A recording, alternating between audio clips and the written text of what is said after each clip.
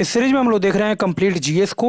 और जीएस में भी आपका पूरा हिस्ट्री, ज्योग्राफी, इकोनॉमिक्स, पॉलिटी और जनरल साइंस। तो अगर आप किसी भी गवर्नमेंट सर्विसेज का प्रिपरेशन कर रहे हैं, चाहे वो यूपीएससी हो, एसएससी हो, स्टेट पीसीएस हो, रेलवे हो या अदर कोई भी गवर्नमेंट सर्विस, तो उन सब में जीएस जो है वो सबसे ज़्यादा अहम रोल प्ले करेगा। इस पूरे सीरीज को हम लोग देखने वाले हैं वन लाइनर के फॉर्म में। करीब करीब 10,000 के करीब वन लाइनर होगा ये। तो आपका मैक्सिमम रिवाइज हो सकेगा कम से कम समय में। पूरे का पूरा जो ये प्लेलिस्ट है उसका जो लिंक है वो नीचे डिस्क्रिप्शन बॉक्स में भी दिया जा रहा है, ताकि आपको ढूंढने में ज़्यादा समय बर्बाद नहीं हो। आप वहाँ से जाकर के पूरे के पूरे इस प्लेलिस्ट को देख सकते हैं। तो अगर आप चैनल पर नए हैं तो इसको सब्सक्राइब कीजिए और प्रेस कीजिए बेल आइकन को, ताकि जो नोटिफिकेशन है आगे आने वाले वीडियोज़ का वो आपको सही समय पर मिलता रहे। स्टार्ट करते हैं हम लोग फिर।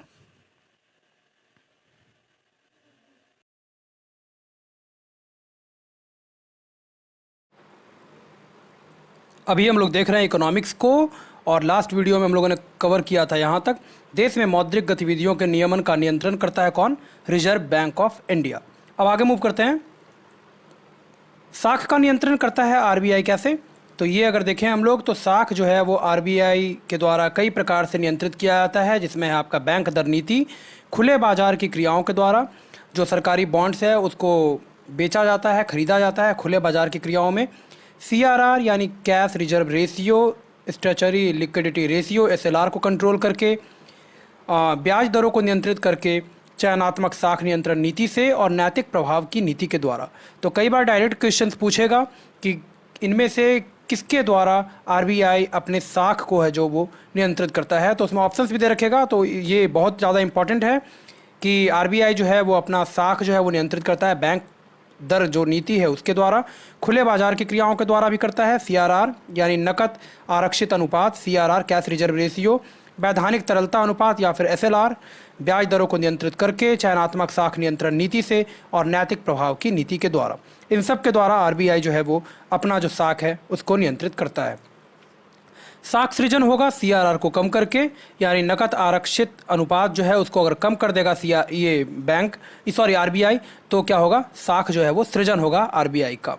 आरबीआई की खुला बाजार कार्रवाई का अर्थ है सरकारी बॉन्डों का क्रय और विक्रय। जब जिस कंडीशन में सरकारी बॉन्ड्स का आरबीआई जो है वो ओपन मार्केट में बेचता है या फिर खरीद करता है, तो उसको बोला जाता है खुला बाजार की कार्रवाई। नेक्स्ट, मंदी की स्थिति में रेपो और रिवर्स रेपो की दर में कमी की जाती है। ठीक है, मंदी जब रिसेशन रहेगा तो उस कंडीशन में रेपो और रिवर्स रेपो कम होगा। एक एक पॉइंट जो है वो मोस्ट इंपॉर्टेंट है, ये जो हम लोग देख रहे हैं अभी। ठीक है, तो मंदी की स्थिति में रेपो और रिवर्स रेपो इसको कम किया जाएगा। स्फीति को नियंत्रित करने के लिए रेपो और रिवर्स रेपो इसका उल्टा हो जाएगा। कमी यहाँ पे है तो यहाँ पे बढ़ा दिया जाएगा। इन्फ्लेशन के कंडीशन में जब होगा देश तो उस समय रेपो और रिवर्स रेपो को बढ़ा दिया जाएगा। और मंदी जब रिसेशन के कंडीशन में रहेगा तो रेपो और रिवर्स रेपो की दर को कम कर दिया जाएगा, ताकि मार्केट में ज़्यादा से ज़्यादा पैसा जा सके। भारत का पहला व्यापारिक बैंक ये था जनरल बैंक ऑफ इंडिया। 1786 में ये स्थापित हुआ। पंजाब नेशनल बैंक खोला गया 1894 में। इंपीरियल बैंक ऑफ इंडिया की स्थापना की गई 1921 में। Imperial bank of India state bank of India बना 1 जुलाई 1955 को।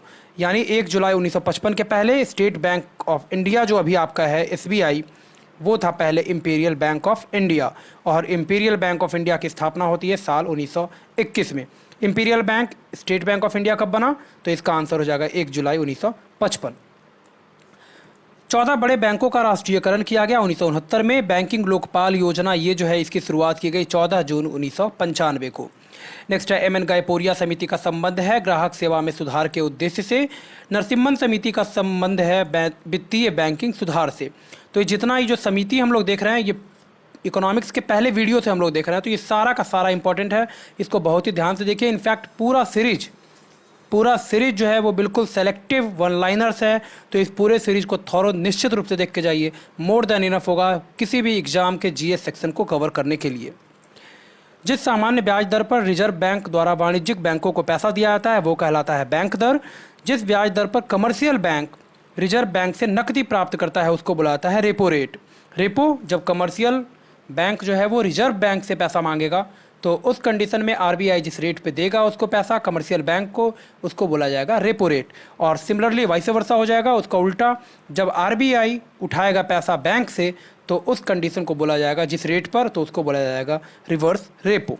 तो रेपो और reverse repo, repo commercial bank RBI से लेगा और reverse repo RBI commercial bank से। सिमिलरली आगे लिखा हुआ है आरबीआई जिस ब्याज दर पर कमर्शियल बैंक से ऋण प्राप्त करता है उसको बुलाया जाता है रिवर्स रेपो। ग्रामीण बैंक की स्थापना हुई 2 अक्टूबर 1975 को। नाबार्ड यानी national agriculture bank for rural development, इसकी स्थापना होती है 12 जुलाई 1982 को शिवरावन कमेटी की रिपोर्ट पे।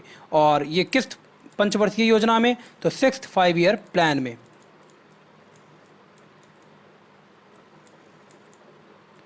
स्थापित हुआ आपका नाबार्ड। वाणिज्यिक बैंक की कुल जमा राशि का वह भाग जिसे रिजर्व बैंक के पास नकद के रूप में जमा करना पड़ता है वो कहलाता है नकद आरक्षित अनुपात या फिर CAR, कैश रिजर्व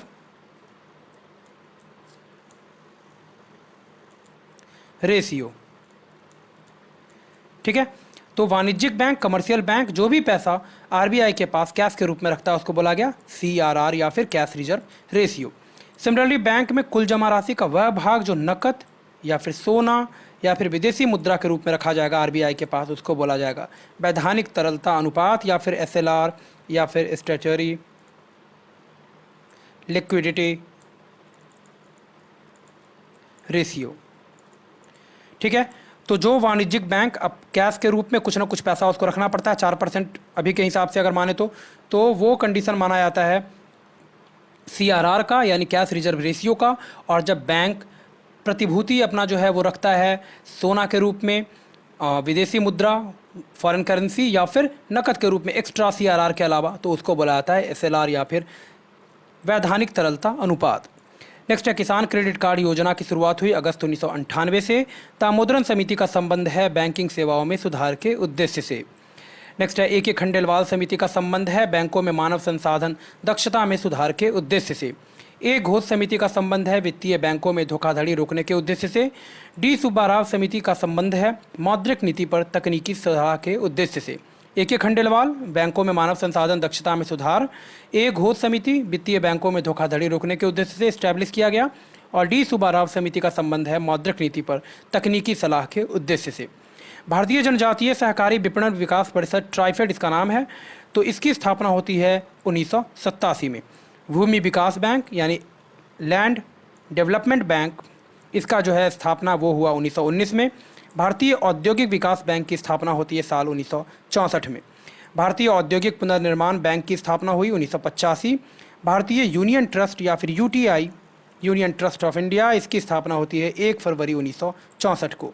भारतीय नोट पर भाषाएं होती हैं, हिंदी और अंग्रेजी को अगर मिला दें तो कुल मिलाकर के भारतीय नोट पर जो भाषा है वो होता है 17 प्रकार का। अगर हिंदी और अंग्रेजी को इंक्लूड कर लें तो कितना? 17। मुद्रा के स्टॉक और शक्तिशाली मुद्रा के स्टॉक के अनुपात को कहा जाता है मुद्रा गुणक। सामान्यतः मुद्रा गुणक का मान होता है 1 से अधिक। अर्थव्यवस्था में लोगों के द्वारा विभिन्न रूपों में अपने पास रखी गई मुद्रा कहलाती है मुद्रा पूर्ति। मुद्रा पूर्ति अर्थव्यवस्था में लोगों के द्वारा विभिन्न रूपों में जो अपने पास पैसा रखा जाता है उसको बोला जाता है मुद्रा पूर्ति। भारतीय अर्थव्यवस्था में मुद्रा पूर्ति की मांग जो है वो मापी जाती है M1, M2, M3 और M4 टाइप से, यानी 4 प्रकार से नापा जाता है भारतीय अर्थव्यवस्था में मुद्रा की पूर्ति को। तो इस वीडियो में यहीं पे छोड़ते हैं, मिलते हैं नेक्स्ट वीडियो में। और अगर आप चैनल पर नए हैं तो इसको सब्सक्राइब कीजिए और प्रेस कीजिए बेल आइकन को, ताकि जो नोटिफिकेशंस हैं आगे आने वाले वीडियोज़ का वो आपको सही समय पे मिलता रहे। पूरे के पूरे प्लेलिस्ट का और हर एक पार्ट का जो लिंक है वो नीचे डिस्क्रिप्शन बॉक्स में दे दिया जा रहा है, तो वहाँ पर भी जा करके आप इस पूरे प्लेलिस्ट को देख सकते हैं। मिलते हैं नेक्स्ट वीडियो में, धन्यवाद।